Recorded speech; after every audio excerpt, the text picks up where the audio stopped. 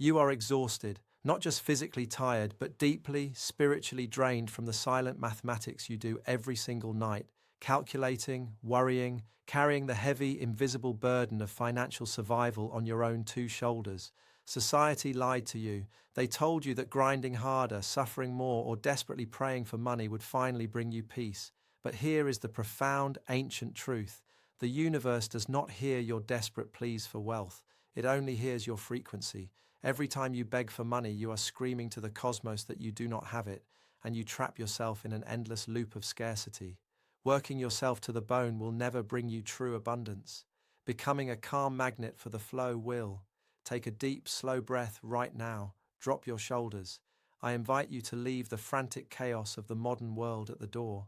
Subscribe to join this sanctuary of peace, where we align with the flow rather than fight it. If you are ready to stop chasing and start receiving, type the word allow in the comments below to anchor your intention today. The modern world has sold you a devastating lie. It has convinced you that survival requires absolute exhaustion, that your worth is measured by how much of your peace you are willing to burn away. You wake up and step directly onto the wheel. You answer every message. You absorb everyone else's panic. You meet every single demand. You swallow the bitter, metallic taste of cold coffee left forgotten on your desk. Listen to the sound of your days, the mechanical, almost aggressive strike of your fingers against the keyboard, the heavy, dragging steps as you walk from one obligation to the next. You are running. You are running so incredibly hard, sweating, pushing, giving every ounce of your precious life force to this culture of endless hustle. But tell me the truth. Why does it feel like you are standing completely still? Why does it feel like, no matter how fast your legs move, the destination keeps moving further away? Mere movement is not progress. Forcing the physical reality, trying to dominate it with stress, only breaks your spirit. Look at the ancient forest. The trees do not rush. They do not panic when the wind blows. And yet every single leaf grows perfectly in its time. Nature does not hurry, but everything is accomplished. But you are hurrying, and you are breaking. And then comes that private, quiet moment, the moment you hide from your family, your friends, the world. Maybe it happens in the car, your hands gripping the steering wheel so hard your knuckles turn white while the rain hits the glass. Maybe it happens in the shower, letting the scalding water mask the tears you refuse to let anyone see. You close your eyes, you squeeze them tight, your shoulders pull up toward your ears in pure defense, and you pray, but it is not a prayer of peace. It is the beggar's prayer. Please, I just need a break. I just need a little more money. Please just send me a way out. There is a high-pitched hum in your mind, a frequency of pure desperation, repeating over and over, I need, I need, I need. I am here, speaking to your soul right now, to tell you that I hear that silent cry. I feel the exhaustion deep in your bones, but more importantly, I am here to tell you why the universe does not seem to be answering you. You believe that if you suffer enough, if you sacrifice enough of your joy, and if you beg loud enough, life will eventually take pity on you and reward you. But the universe does not speak the language of human words. It does not hear your logic or your bargaining. It speaks only the language of frequency, of resonance. You are trapped in an invisible cage, a cage built by your own desperate effort, a cage constructed by the illusion of control. You think you are fighting to survive, but you are actually fighting the very current that is desperately trying to carry you to the shores of abundance. What if I told you that everything you are doing right now to attract wealth is the exact reason it keeps slipping through your fingers? What if the very act of reaching for it is exactly what pushes it away? You see, the true thief of your peace is not the economy. It is not your employer. It is not a lack of opportunity or a stroke of bad luck. The thief is entirely invisible, and it lives quietly inside your daily habits. We must look at the leaks, the unseen fractures in your energetic vessel. Think about your routine. Think about the automatic reactions you have programmed into your nervous system. You walk through the grocery store. You look at the prices of simple things. What happens in your body? Your shoulders tense. A heavy, defeated sigh escapes your lips. You swipe your card to pay for your basic survival, and an acidic pang of resentment pools in your stomach. You open your phone, you see the curated success of another, a friend buying a house, a stranger celebrating a milestone, and there it is again, that sharp, quiet sting in your chest, the silent, heavy whisper of, why not me? You consume the daily news, drinking in the collective panic about the world, the markets, the future. Every single time you complain about a price, every time you envy another's harvest, every time you feed on the fear of scarcity, you are puncturing a hole in your own spirit. Each word spoken in the frequency of lack is a leak. You are draining away the exact life force you so desperately need to magnetize prosperity. You are bleeding energy into the void, and the profound tragedy is, when the universe actually tries to replenish you, you refuse it. You have built a wall of resistance disguised as humility. Watch what happens when someone offers you a compliment. Watch what you do when someone tries to buy your coffee or offers a small unexpected gift. Your posture instantly goes rigid. You step back, your arms cross tightly over your chest, forming a physical barrier over your heart. Your response is automatic, almost defensive. Oh, you shouldn't have. No, no, please, I don't need anything. Don't worry about me. You believe this makes you noble. You believe this makes you good. But the universe cannot pour water into a closed fist. By rejecting these small drops of abundance, by refusing to simply say thank you and let the energy land, you are emitting a powerful frequency.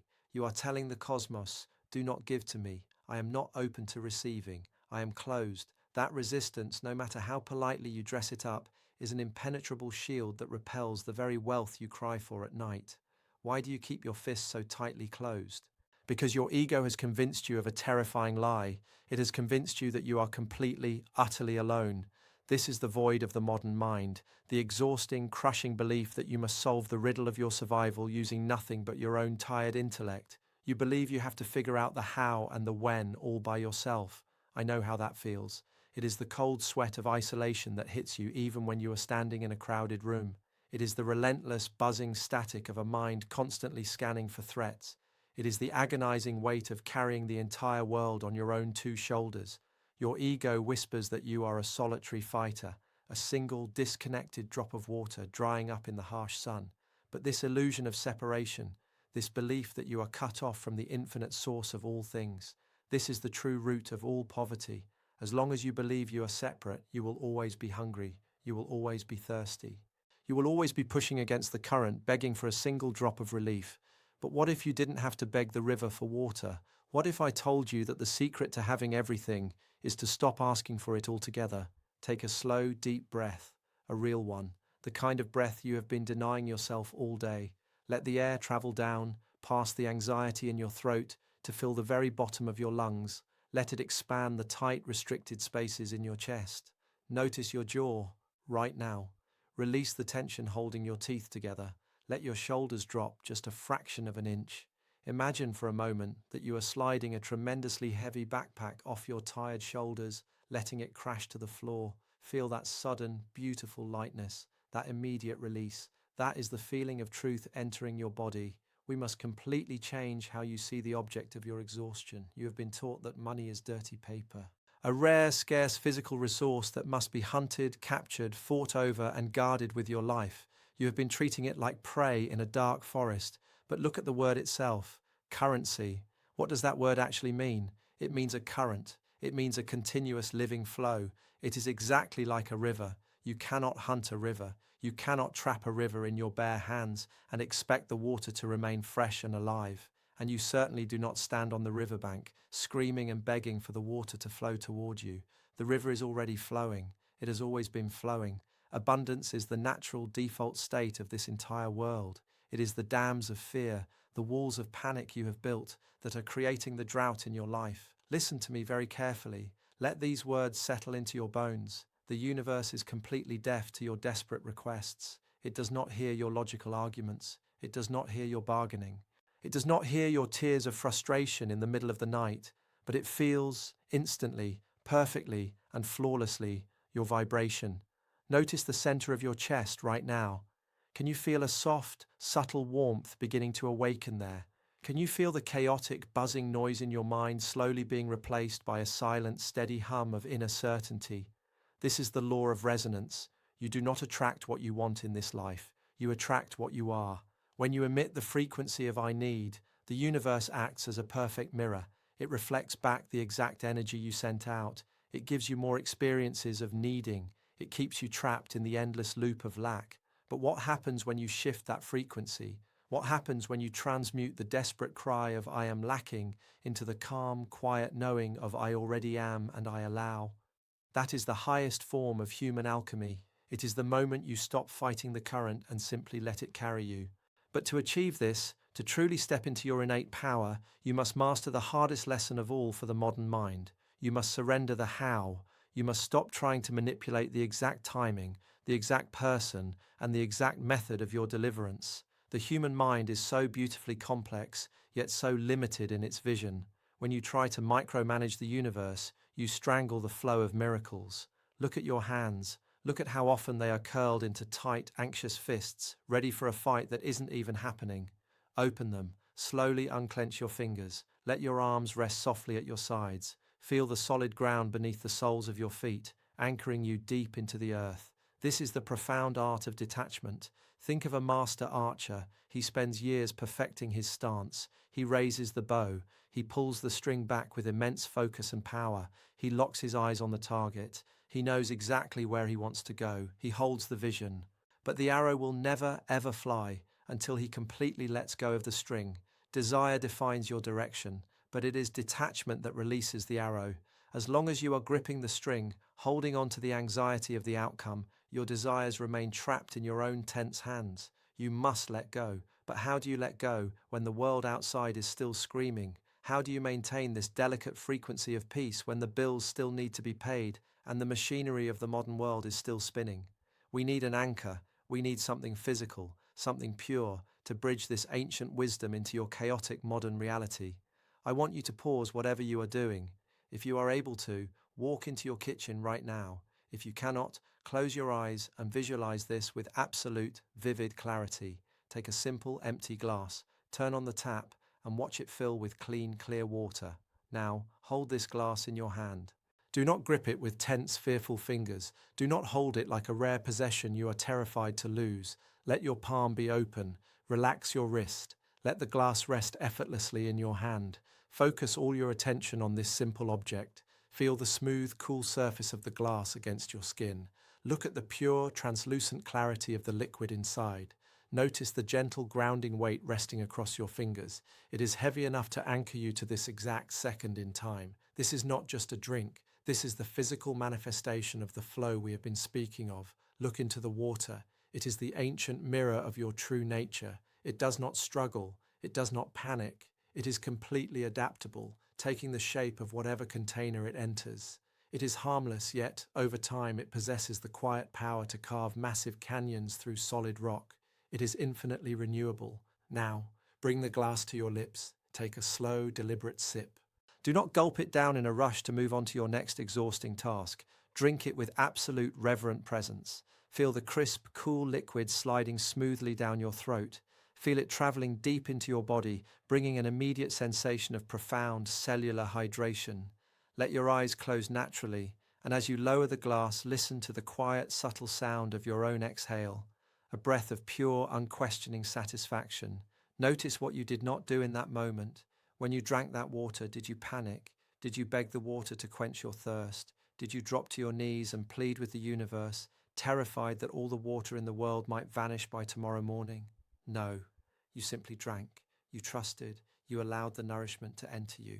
You must treat the abundance of the universe with this exact same effortless, silent trust.